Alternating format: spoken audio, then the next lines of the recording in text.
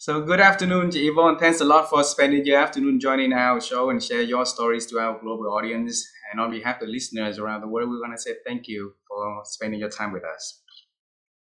Aloha. No, it's my pleasure, and thank you very much for doing this. I was really looking forward to this day, and I'm glad that we've been able to see you via Microsoft Teams. So one day I hope that we can see each other in person. We both in Ho Chi Minh City, so it will be easy for us to meet and greet. Okay.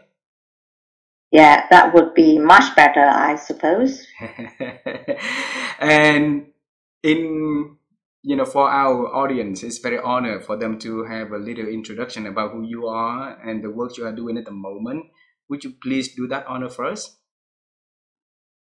Sure. So yes, I am Yvonne Nguyen. I have been with Prudential Vietnam as a Chief Operation Officer since October last year, so slightly more than 1 year. It has been quite a ride, given the industry gone through a crisis. I have to call that the confidence crisis. Hence, the regulators stepped in, and a new law has been introduced and effected. Technically, 1st July this year, right? Some other clauses already late last year. With that wide swath of introduction of the new law, my teams, especially on the underwriting side, have been impacted significantly. Though I think that's the right thing to do. It's good for consumers. The industry has a lot of room for growth, as well as to help the Vietnamese life being protected better. The 10% that the Vietnamese population has life coverage, which is very low. Right? Unfortunately, or fortunately, that's the sky the limit. I think we should see in that way, and I think that as a leader in the industry, we should do our part in contributing that. So that's one of the reasons why, after years working overseas and studying and all that, I still see this market is very promising, exciting, and I see the meaning in my work. Beautiful. So that's who I am. Beautiful. You have a phenomenal journey. You're working overseas, working in different industry, and being a seasonal executive.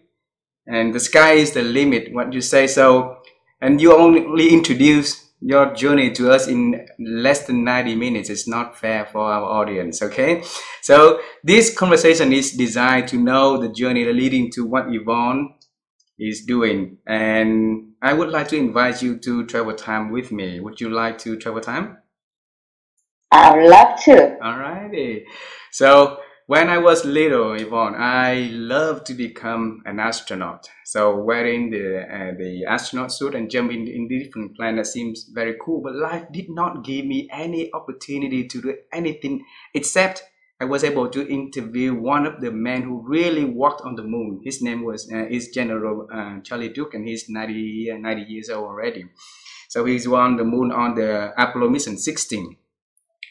And so for you, Yvonne, when you was a little girl, what was your dream about the future that Yvonne we're gonna do and the job you're gonna, bring value to this world? Well, I was born in Dalat, more quiet, place, and but I had a lot of time to read. I read a lot, and so I often thought of especially the time read all the Three Musketeers, for instance. I have already an unusual choice of book, and I'm like, well, that's quite interesting, right? Quite adventurous, and I love to do those things. So as a girl, I was part of the Scout Girls thing, and I excelled at it. I was number one at everything, more Singapore, coding, decoding, what have you. I love those activities. And that's where, I don't know, maybe that's where my leadership started to develop. Of course, I have 5 younger siblings at home. That's how as well. Yes. I let them all the way, and so that's practice. I was practicing. That's probably 10 years old, right? So it's not. It comes to me quite naturally to accept the responsibilities and be the leader, be the role model for my younger sisters and brothers, and also sometimes. But the rebellious trait in me always show from time to time. So I want to do something different. I see things different. I saw things different, which is tend to get me in trouble a bit at school. Though I was always a top one, but I ask questions, my teacher, especially, very uncomfortable. Oh. All right, people think that I challenge their authority. No, I don't challenge them. I did not challenge them. That was a big misunderstanding for me. That my curiosity mind, my curious mind, I wanted to know more. And the question I asked, and it's come with the why. And still to this day, when I'm working with my team, so I ask the why question that people tend to get nervous about that. But no, I ask to understand, right? So I would like to understand, to help, right, to do better. It is difficult to understand, and then I'm still learning how to rephrase my question. They don't really understand that I'm say, I'm not challenging you guys, just try to understand and how we can help, right? So that's it. But that's one part. So I want to see the world. That's very clear, and it has never changed until this day. I want to see the world. That's also when I was in middle school. I get with the end of it, I think that was Margaret Thatcher. She became the first female prime minister, and she has since become my North Star. I mean, she came in with flaws and everything. I watched a documentary, movie, anything related to her, but that was something I said, that is my role model. I want to do something. And I said, because she's capable, that's why she got there, right? She's from an ordinary family, and through work and connection and all that, whatever, she made it herself there and led the country. Now, some part, on hindsight, some good, some bad, but like everyone else. Yes. A human being in the end, make some good one. Hopefully, the good one more than the bad. That's good enough. As for me, and that's how it was. Now, I was very important. I never met her. Of course, she passed away. I never met her. I never met any of the leaders, in the world. But I see all that through. It's just an inspiration, right? I said, the circumstance, and I look for in Vietnamese called. So, right? So, right. So she, maybe she was fated. Maybe she was born in that certain star to become someone. Of course, with hard work and all that. But to this day, I know that we need a bit of luck to get where we are. With hard work. But yes, we need that stroke of luck, right, to get there as well. And so. I did not have a map. My parents, especially my father, always constantly worry about me. Number one, going to be, I study engineering. When I graduate, he's like, please get married, okay? First thing, and then maybe 3 years later, so I decided to do my master's degree, and then he indirectly got a friend. He tried to stop me because he said, she already got the engineering degree. It's so hard to get married. Now she wants to got a master degree. Her chance of getting married will be much slimmer. You know, that's the only thing my dad would worry. I was financially independent. I've done everything without his support at all. I got a job, and then I quit the job. I went to do master degree. Because, are you mad? Are you out of your mind? Sort of thing like that.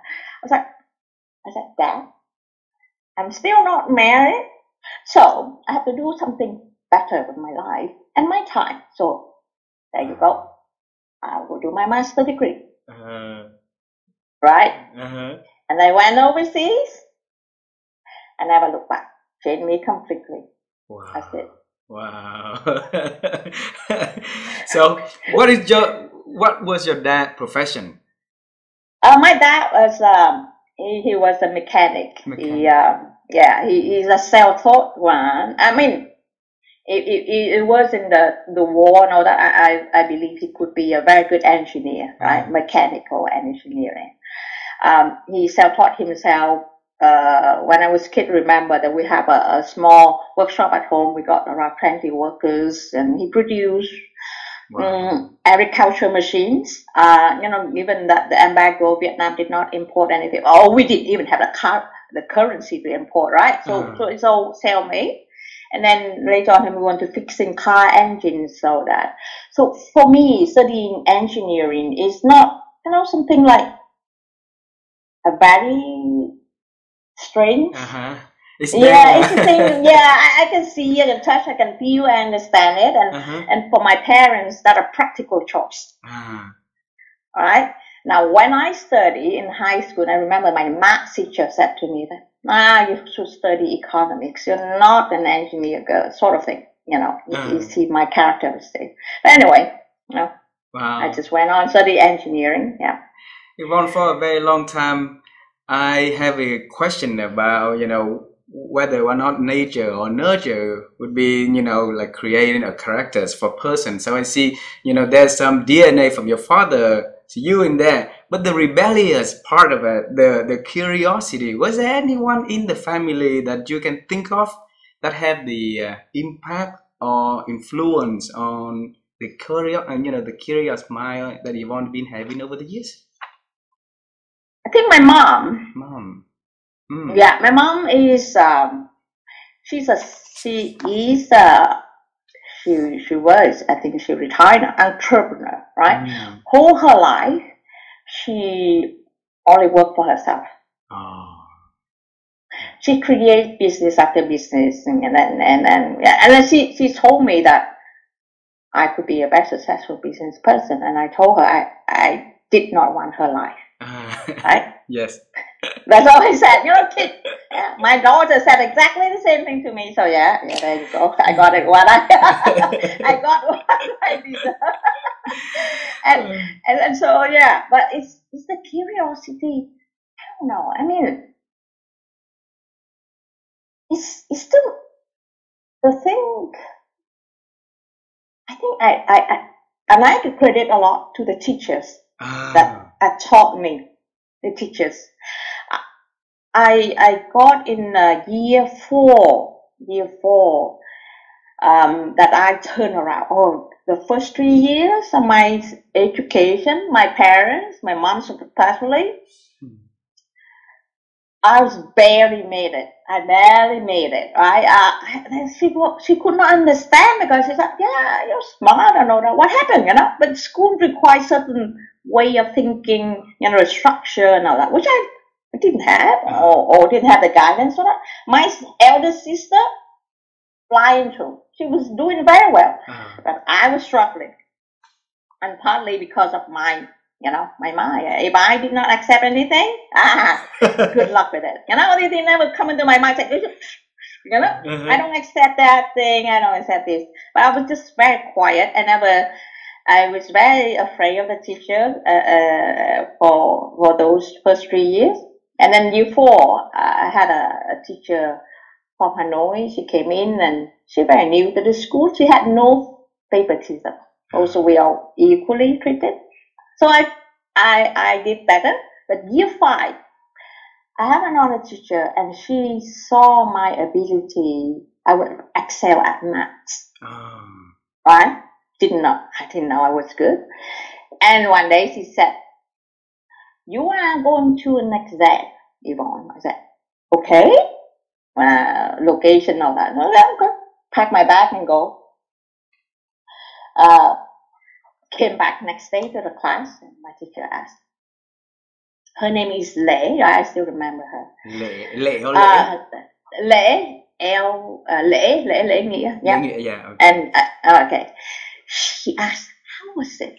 And I said, "Oh my goodness, that was the most difficult math I had ever seen in my life." Yeah, granted, I was 10 years old. So I told her that. She was like, "Okay, never mind, you try." Okay. A week or 2 later, I don't remember, but she came to me saying, "Oh, congratulations, you have been selected to the gifted school in maths. You should go home and ask your parents if you like to be transferred there. If so, then we will do the needy, right?" I just did, I said, okay. I went home and normally the only time we met, my parents, dinner time. So I asked Mom, Dad, I got this. What do you think? They both look at each other, I think having no clue what I was talking about, and I said,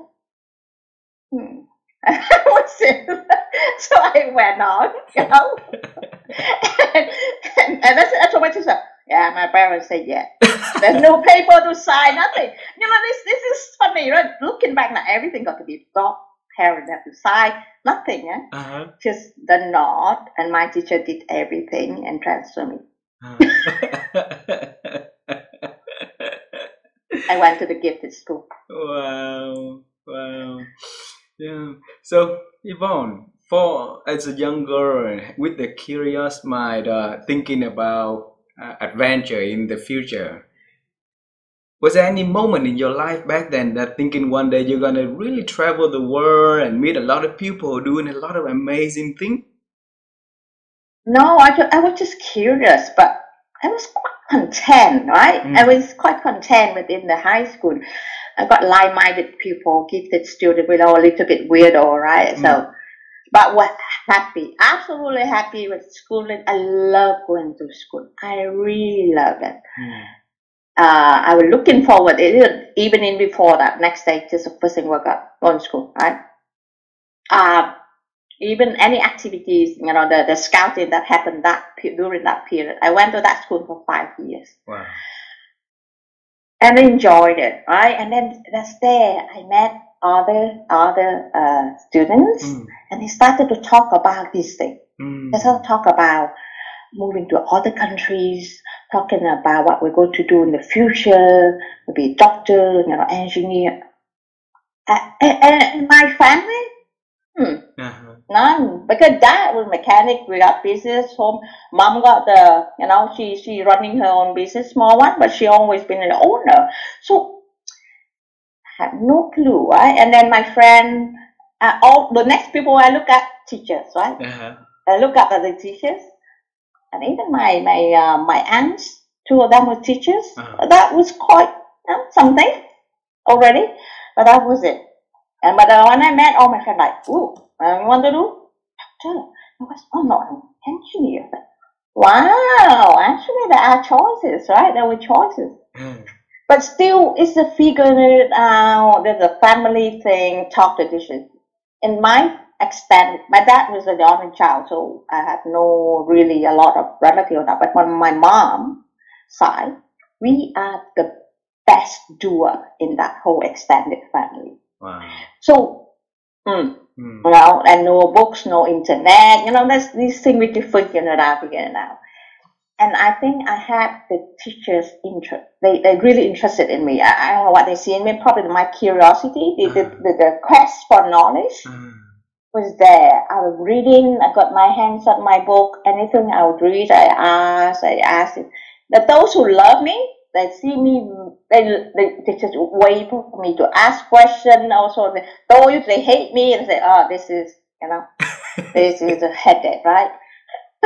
so I went through like that, and then I became quite a popular girl from someone very shy to become someone very popular in high school, middle school, and then high school. I'm sort of used to it. I'm not too shy about that. Like even I met my friends now in the US who went to migrate there. We met them 30 years later. They always remember you someone very popular in school, top student, very cocky sometimes. So, small town girl, oh, I'm a topper, someone. Yeah. But actually, I looked like that. I look confident, but actually I didn't know a lot. But partly because of that, because of that ignorance. So I'm just carrying my life like that. Walk straight, look straight, just one thing at a time, but do. And when people give me some idea to think, I will think and figure it out how to do that. Right? A lot of thinking actually went through this head. But yeah, I think I have been very lucky when I go and interact with people. They tend to like me a lot. Who wouldn't? And that who wouldn't? So that would help me. I overcome and do one thing at a time and just do, and where leading me to this point of time. I set a certain target and I do it. Yeah. So, for instance, when I worked for HSBC, after a couple of years, I said I wanted to work overseas. Right? In HSBC, it's possible, but we have to work for it. So I think the moment I start thinking about that until I really knew that my first thing with HSBC was in Seoul. It was almost 2 years working in the background, right? Of course, it's like anything, trial and error. Some position I got to the interview, they didn't even not look at my application, right? And so exactly the same I did. And I said, after that, I said, okay, I got my boss who interested in me. I said, look, Yvonne, we wanted to develop you further. I want to become a talent of HSBC. And I got sent everywhere in the world, almost, with HSBC. I've been to the US, to Brazil, to Egypt, to wherever. I mean, I've been to 40 different countries in the world, just part of the working thing. But I think it's also they can see that I wanted to do it, right? It's the desire to do something better. And do something right. Sometimes it got me into how to say trouble. It's trouble because people see that I challenge them. I'm not diplomatic enough. I'm not playing it up politics. No, that simply put. And I was put in position of leadership very early.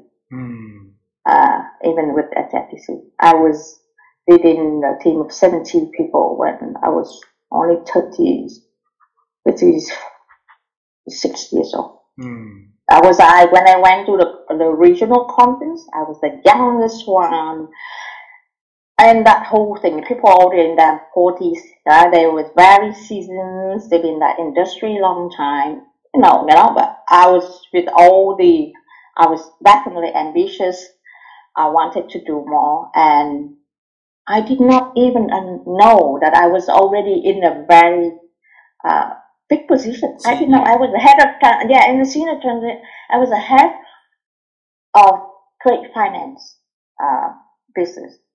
It's a bread and butter business for HSBC. Remember that was 17 years ago. Now, here now, 25 million a year. Net profit. Okay, I'm not talking balance sheet because all this thing, but and I grew it from 10 million to 25 million in the span of 18 months. Wow. 2.5 times. Wow. Yeah, I really do business. I have a business myself, my mom. I'm really a business person, but at the same time, it's the ambition. I was very ambitious. So that's also get me in trouble in a way that I get restless. Right? I got restless. I wanted to move up fast, and maybe that way I learned later in life that the pupil part, right? I ambition. Not all my staff can keep up with that, and they find and become very bossy, and that's where somewhere, and I started, especially when I have my daughter, and then since she go into school, and I have to educate her, I have to do all that alone. I'm a single mom, by the way. I never married her father, so raising her alone, I require different. Different dimension, right? I have to use the word, right? I have to change the way I approach. I got to, and also I promised my daughter I will never over-promise her. I will deliver what I promised, and that's something I realized as a kid. I not been. How to say, I did not have enough trust. When you were... I had a little bit, that's what we call trust issue, okay? Okay. People said I have a bit of trust issue. And so I know that, and I need to not to have it happen to my daughter, because I'm the closest one to her. I have to make sure that she believes that when mom says something, she will deliver. So that at least that trust still won't have issue. I have that issue, and I actually recognize that. I'm still working on it. Still to this working day. on it. To this day. and so that's where I don't know. It's the whole thing. Is the complexity. The I'm reading book about that, because not everybody can explain, right? I read book about some of my friends call me a child trauma. Trauma, like child trauma, or what?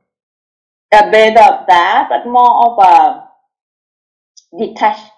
Okay, I want a detachment time, a detached time, right? Because the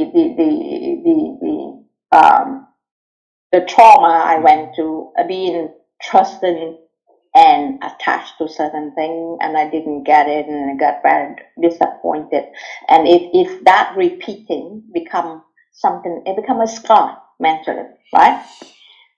Then, especially even now, people don't talk about mental thing, right? Yeah. And I felt like that, and I wanted, okay, I know, but undo that, it's quite a different level, right? I know.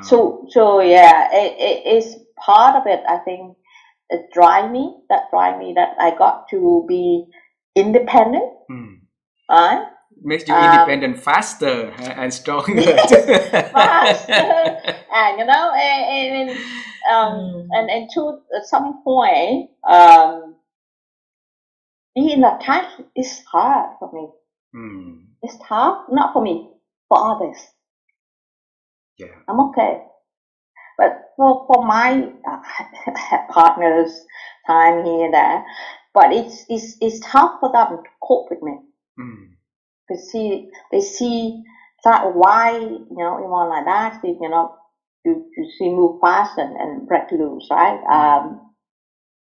I could have a heart. I could have a love sick and could be heartbroken for a month. And I wake up and that's it. It's gone. I would go to very the depth of it. I really go to it. I would drown my sorrow in whatever. And I'm out and out. Done. That's it. I'm done. I don't look back. Wow.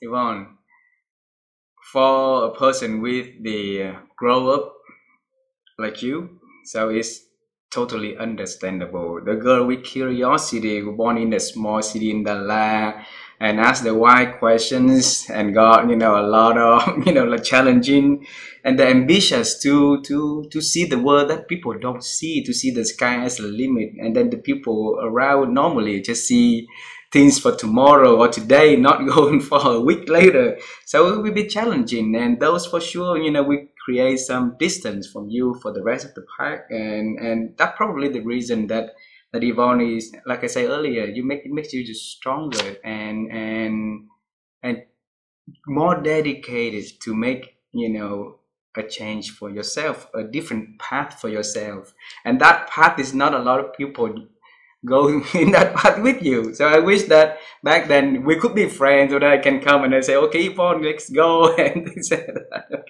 Yes, yeah, I can see that.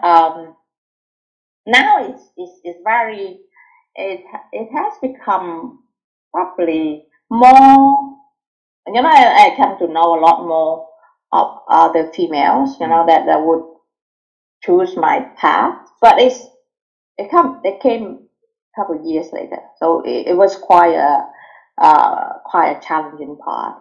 But I think it's mainly me. I have to accept it for myself, right? I said, that is who I am. Yeah, of course I'm working. I still me as a work in progress, right? I'm learning something new every day. I can see flaw in my personality. I can see what I can do better, and the constant challenging myself, to push the limit. And some of the work, and when people are looking at that, I say, look, why we moved from engineer and to work in finance? Yes, and then we want to know that. So, okay. And so when I study in engineering school, it wasn't difficult. Oh. Not at all. Wow. Yeah. I went out every night with my friend, not just party, because there wasn't something at my time, but yeah, we go out and talk, make friends. I became very social, but because I can want to do, study in the morning, doing homework in the afternoon. Nighttime free, dormitory was hot, nothing else to do, is boring, just go out, talk to people. And I got scholarship, I passed every single exam. I told people, study is easy.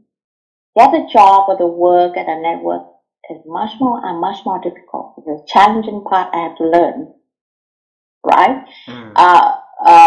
But I was quite of a laissez-faire one. By then I said, finish degree, get a job, and get married, and maybe get a couple of kids. That was my normal route. That I'm looking at it. It's just like any other girls. And as you could imagine, I was quite popular in Kenya. So I don't think I was having difficulty finding, marriage proposals. I have a couple actually. By the time I finished uni, I have a couple of them. But the point was, it's after the very first big heartbreak that I got, I'm done with that department, right? I went to work and I started to figure out the being an expat. I see that. It's an interesting life. They got posted everywhere in the world. And the best part is, they earn 10 times of what I was earning. So that's how I figured out in my very first job, right? And I was starting to see how I get there. And for a couple, first 1 or 2 years, I did not get promoted. I said, how? I mean, the path was so slow. I look at these people in my office and, no, I can't wait this long. I can see myself. I was thinking, actually, I'm smart out there, even smarter. Why can't I, right? So my friend and I, we were figuring out like, actually, we need to have the MBA. Okay, so that's how it happened. I went to do that, and I went to do business, and Father I worried. get it. Yeah. I just figured it out, just with my friend and discuss and all that. When I committed, I really committed. Yvonne, I want to bring you to the moment that you and your friend, whoever that friend was, sat together and think about and thought about why can you or can that person get better, and came up with the idea of having an MBA. Okay, tell us what happened at that moment. Just anything like, probably like Archimedes, right? It's like, Eureka! yeah, Eureka! This is it, right? But then we find out, and then we have, you see, came up with an idea. Probably, yes, it's hard, but not the hardest part. The hardest part is to pursue it. Wow. It's required resilience, the patience. And I recognize I was one of those people. I could have my goal set there. It would take me 10 years to get there. I'll get there eventually. It would take me 10 years. Then I'll do that. you know what, Yvonne? The 2024 Cambridge picked the word of the year is manifest. So manifestation. So that young age you have that ability to manifest your future planning, and that manifestation build up for you to set bigger goals, and the resilience, the muscle strength for you to pursue that goal. Because a lot of people will just have an idea, but executing idea is like something just on piece of paper all the time. So teach our audience, how could you build that resilience muscle for you to bear not only the school but also throughout the career? Look at the operations. It's an unsung heroes. You do a lot of like hard works in the backbone, not getting the lights and the shining and the red carpets like the front ends, and right. So teach us your secret to build that resilient muscle, though. It's a good question, right? Is the and you know that, of course, that road not like this, right? It's go like, right? It's a lot of bumpy, right? And there's one thing, even after to this day, all my friends or my ex-boss who knew me for years and years, and he like, how? I mean, he talked to me, he knew that I would figure it out and work on it. But the thing about when I have my moment of doubt, right? I have it. I mean, we all have that doubt. Say, oh, maybe I don't have it, right? But one thing I learned along the line is to write down my thinking, right? Plan it. Wow. It's just like the project. Everything is treated as a project. Now I know why I was excel at project management when I study my master degree. I love that subject. And everything in my life now I put it a 2 years plan. What I'm going to do now, I break it down. So you see, the goal is not so daunting. One step at a time, You see this, I learn English. Most of times, self-taught. I had a good foundation. I got a year with private teacher with my parents and all that. I know it was a great idea my parents put in my head. But I went along with them and I excel at it without knowing I was a very good student. Right? So, and I accumulated. I learned, I read. Like, I remember he taught me, like, say, okay, Yvonne, you got to remember all this difficult vocabulary. I said, how can I learn it? Because the spelling is completely different from Vietnamese, right? He taught me like this. You get a notebook, and that one line, you write that words repeatedly until the end of that line. And I mean, like a lot of students, they all are, I'm very sure all of them receive exactly the same advice. Now, the point is, who will follow that instruction? I did. I took the notebook and I did partly to correct my handwriting. I want to, my handwriting is quite messy. So my mom said, why don't you do that as well? So at the same time, I did two things: correct my handwriting and learn the vocabulary of English. I did. Yeah, I did. So that's the point. Yes, you get it. But the point is, in the end, I said, time and again, you can have a great strategy in the world, but your implementation, your execution fail, it's a failed strategy. It's just talk. So that thing, this build up the learning, the study for exam, the thing I could see myself really forced me to do it, because you can look through the window and see, oh my God, they're playing. That thing, people playing, and then sitting here, study, right? Get something, and hopefully 2 years later, my life will be better. I must have that tunnel vision to see myself, visualize it. Okay, this is how I would be. I don't know, maybe that's how I go in, but I went like that. I'm quite a single-minded person on that sense. Wow. Yvonne, it's really hard to resist the temptation of enjoying, of instant gratification. That's why kids will go out and play on the play yard, after school or so. But then you say, okay, because of the vision that you see for yourself for 2 years, so you will stop that instant gratification, stop that urge of going out, but to focus. And focus is very hard these days for so many people, like at many ages. So how could you back then? And I believe that for that path that you've been having, for now you still are the very focusing person on the goal. So what can we do to help us to stick with the goal, be focused, and not be derailed from it? It's a good question. I'm still trying to teach my daughter on that, right? But the point is, to do what you like. Do what we like. What you like.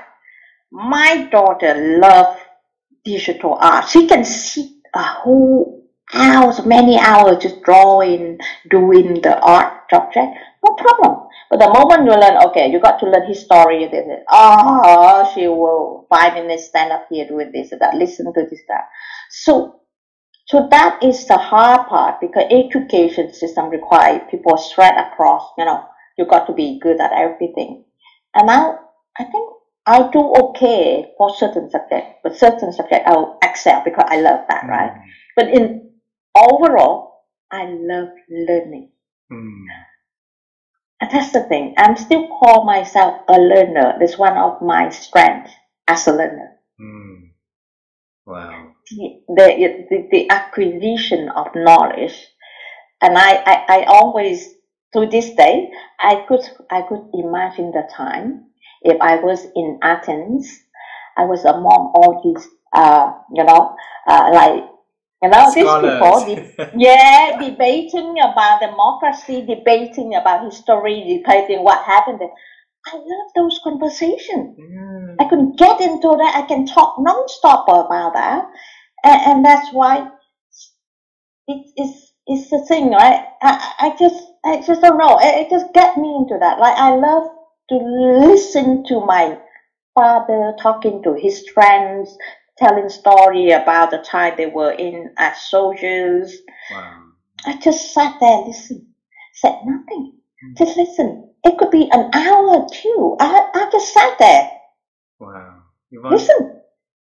You have a gift of listening. The gift that is a human nature instinct for everybody, but not a lot of people be able to do that. Be that sponge to absorb information. Just be quiet and hear.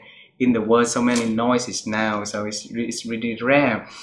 And you mentioned one word in this conversation, throughout the conversation, repeatedly many times, and that is the word that my wife and I, we've been on the quest to help the people around us to get better, which is the word thinking. Okay, because we believe that our thinking capabilities this day has been diminishing for so many reasons. And as you are the learner for life, your works require you to do a lot of thinking, right? So you teach us, how have you been growing your ability to think over the years, Yvonne?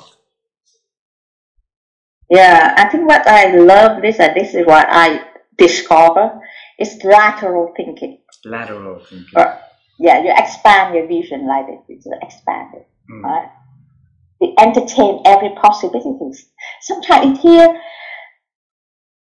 like, okay, for instance, right, the first time I encountered with foreigners, they went to Vietnam, work, study, what have you, and they say certain things, they complain certain things.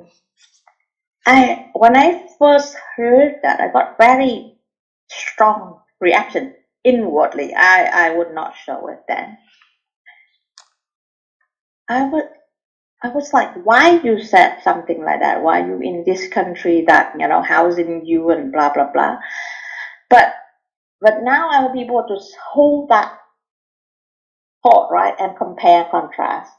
Why they say this and why we see this?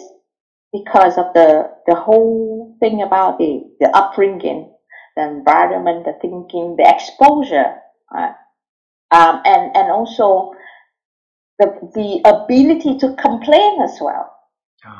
Asians don't do that very well, right? We need to voice out.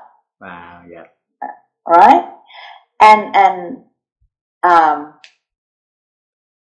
I remember someone said, it's a Caucasian, a European, said, you're very unusual for Vietnamese and Asian, right?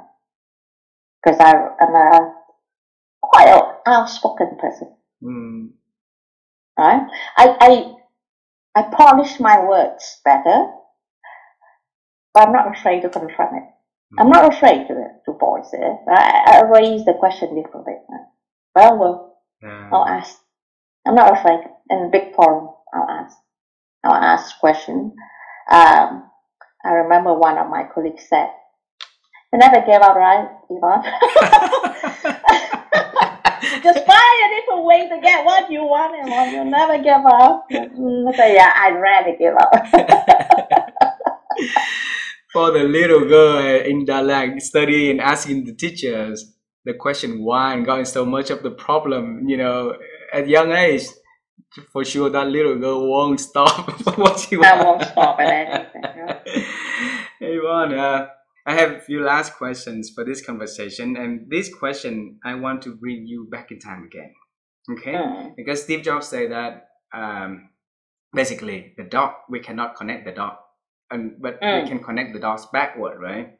So after all the years and all the lessons, all the up and downs and all the experience that put onto your life and accumulated, if you got a chance to get back in time, and let's pick a time to be specific, okay? I would like to pick the time that you got into, the math test, and then you say that the teacher congratulates you, right? And then you decided to ask your parents, but nobody responds, so you decided to go to the gifted school.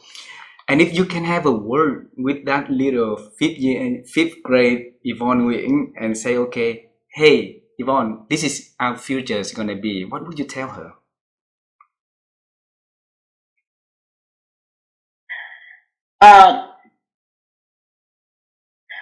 I would tell her one thing is to be even less afraid, being less afraid.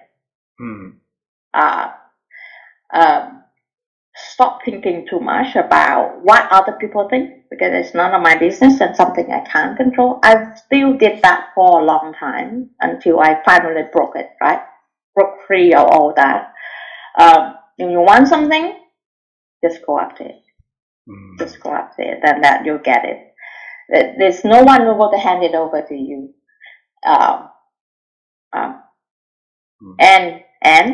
And be careful what you wish for, because it always comes with. It doesn't come right? It always comes with certain things. You get plus and minus of everything you get, and accept all that. Wow, beautiful, beautiful. Accepting the consequence of our decisions, right? And that's bravery to do that. Because somebody would do something without scared to accept the reality would be and regret about it. That will come with it. Yeah. So I'm trying to pick my mind for the last question because I have so many questions I want to ask you. So there's a lot of people look up to you, okay? And also there's a lot of things that you look for the people who work for you or be in your life who.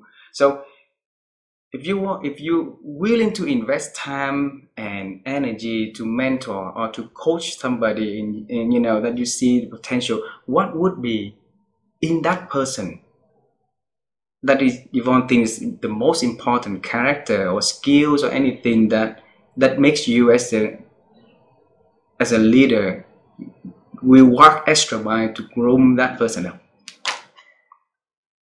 Yeah.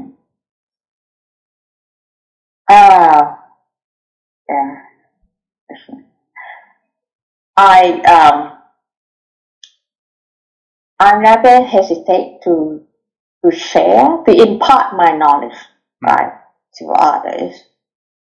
But I think what I look for people that I'm happy to mentor or to coach is to at least pick one idea that I get or someone suggests, just only one. I don't need everything I say, right? And implement it, right? And maybe a year or maybe a month later, I don't know, depends on how big the advice the person thinks, and come back and just tell me, you know, this is what I have learned. Or maybe just along the line, they said, yeah, I want to do this, I took your advice, and this is, and I want you to guide me through if they get stuck somewhere. I like that proactiveness. The thing is, people think, oh, you know, I want to be you mentor me. I say, yeah, but what are you going to do about that, right? This talking like this not helping. I'm not helping anyone. You can read from the book, you can listen to a million things in the world, but no one can tell you how to implement it, right? And by doing it, and come back to me and reflect. You know, we can reflect. I'm not hesitate. I am happy to squeeze out my time 5-10 minutes of the day on email or Zoom call, whatever. But the ability to take that initiative and bounce back idea and learn here and there, then definitely I'm very happy to help. Wow. It was such a wonderful conversation, and I really look forward to having more time with you in the future to talk to many other topics that we can pick your brain to share, because all that insight here, it needs to get out, it needs to share, it needs to pay forward for the people, for the young generation, for different people to learn from the resilience, the skill, the body of knowledge, body of works that you've been having. And let's do it more in the future, shall we? Yes, please, because I have millions of crazy ideas in my mind. Yeah, and I would love to be the person that pick one and implement. I would love to be that one, pick that one and implement. I really thank you for you to spend your time to share a beautiful journey, really, really beautiful journey. And today is Thanksgiving, so I say happy Thanksgiving to you and to your family. And thank you. Yeah, thank you. And I hope that one day we're going to be seeing each other in person. I'll be able to introduce you to my family, you introduce you to your family, and they have a new friend in life, right? That's how beauty of living. So yeah, looking forward to it, and thank you very much for the time. Thank you very much. Bye-bye. Bye. Bye.